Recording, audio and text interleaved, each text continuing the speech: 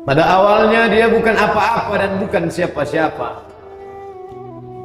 Lam yakun syai'an mazkura, tidak pernah disebut, tidak pernah dikenang, karena dia memang bukan apa-apa dan bukan siapa-siapa. Dia hanyalah sesosok sebongkah tanah yang hitam, warnanya hitam, baunya busuk, kotor, diinjak tapak kaki.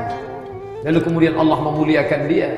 Fa nafakhtu fihi min ruhi, aku tiupkan roh ke dalam tanah itu.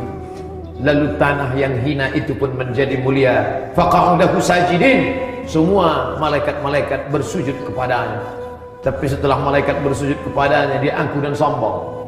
Anak keturunannya diciptakan dari saripati tanah, mimma'im mahin, air yang hina. Tapi kemudian ketika dia lahir ke atas dunia, dia mulai memiliki akal, mulai dia dititipkan harta. Padahal dulu ketika lahir ke dunia, akhrajakum min butuni ummahatikum, kamu keluar dari perut ibu kamu, la ta'lamuna syai'a, kamu tak tahu apa-apa. Jangankan membawa apa-apa, kamu tidak tahu apa-apa. Saat lapar kau menangis, saat mengantuk kau menangis, saat kencing kau menangis, saat buang air besar kau menangis. Kau perlu orang lain, tapi kemudian kau lupa siapa jati dirimu. Sungguh benar kata pepatah Arab, halaka mru'un lam ya'rif qadrahu. Celaka, yang celaka bukan orang miskin, yang celaka bukan orang susah, celaka orang yang tak tahu siapa jati dirinya. Lalu kemudian mulai angkuh dan sombong. Padahal Nabi sudah mengatakan la yadkhulul jannah, tak masuk surga man kana fi qalbihi, siapa yang dalam hatinya mithqala habatin min khardal min kibrin, ada sombong sebesar biji sawi, tapi dia terus dengan kesombongannya. Bahkan lebih parah lagi, sampai dia berkata, aku tidak pernah sholat, aku tidak pernah puasa, aku tidak pernah berzakat. Kenapa rezekiku lancar? Kenapa anakku sehat? Kenapa aku umur panjang dan kekuasaanku hebat? Aku sombong. Yukhadi'un Allah, mereka merasa sudah menipu Allah, wa huwa khadi'uhum, padahal Allah sedang memainkan mereka dalam tipu daya bernama istidraj. Sanastadrijuhum min haitsu la ya'lamun, kami ulur mereka dengan istidraj. Wa umli lahum, aku ulur umur panjang, aku beri kekuasaan yang tinggi, aku beri harta yang banyak, aku berikan anak istri, hidup yang tenang. Tapi sebenarnya itu adalah laknat bersampul rahmat. Dia sholat, kenapa dia sakit? Dia puasa, kenapa rezekinya tidak lancar? Kalau begitu Tuhan sedang lupa? Tidak, Allah tak pernah lupa. Ya'lamu ma baina aydihim, dia tahu apa yang ada di depan, wa ma khalfahum, ada yang di belakang. Wa la yuhituna bi syai'in min 'ilmihi illa bima syaa'.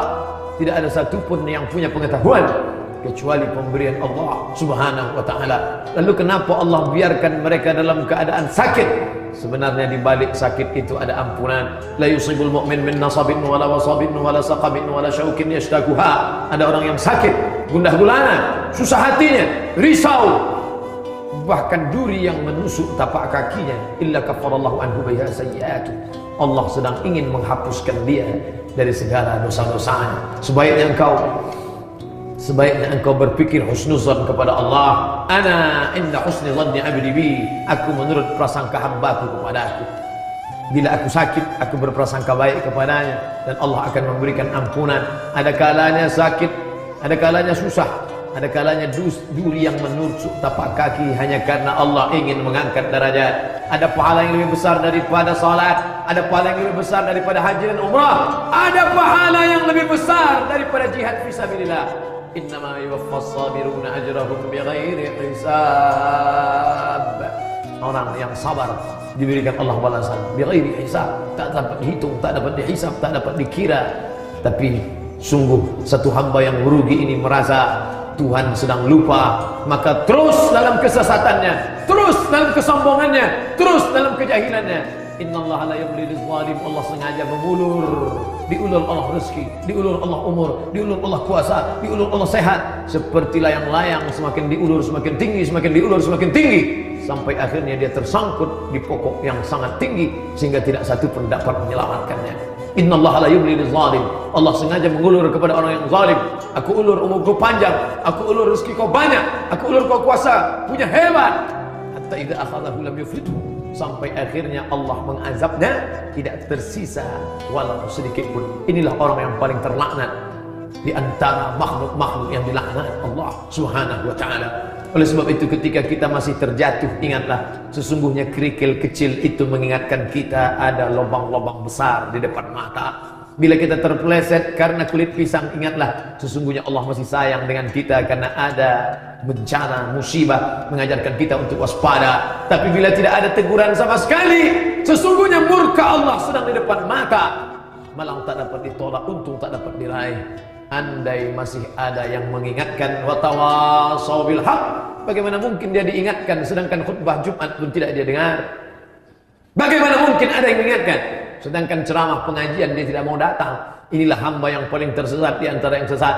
Lalu kemudian sampai akhirnya usia bertambah, umur bertambah, katanya berkurang, katanya berakhir. Idza jaa ajaluhum, kalau ajal itu sampai, la yastakhiruna sa'atan, tak ada satupun yang dapat menundanya, wala yastaqdimun, tak pula dapat satupun yang dapat memajukannya, mempercepat atau memperlambatnya.